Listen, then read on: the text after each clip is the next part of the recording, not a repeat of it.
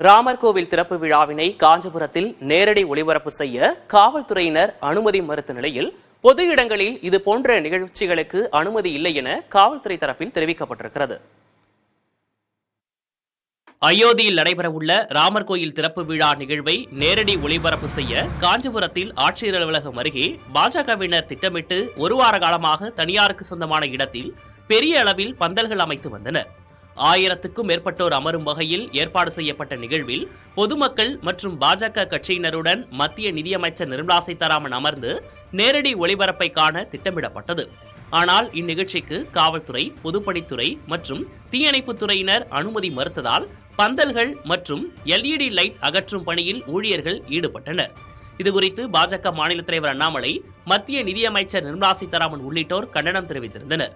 இது தொடர்பாக தமிழக காவல்துறை தரப்பிடம் கேட்டபோது, தனியார் அறக்கட்டளை நிர்வகிக்கும் கோயில்கள், மடங்கள் போன்றவற்றில் ராமர் கோயில் திறப்பு விழாவினை நேரலை செய்ய தடையில்லை என்று தெரிவித்தனர். அதே சமயம் அறநிலையத்துறை கட்டுப்பாட்டில் உள்ள கோயில்களில் அதிகாரிகளின் அறிவுறுத்தல்படி நேரலை ஒளிபரப்பும் நிகழ்வு நடைபெறும் என கூறினர். ஆனால் திருமண மண்டபங்கள் உள்ளிட்ட பொது இடங்களில் நேரலை செய்ய அனுமதி இல்லை என்றும் காவல்துறையினர் விளக்கம் அளித்துள்ளனர்.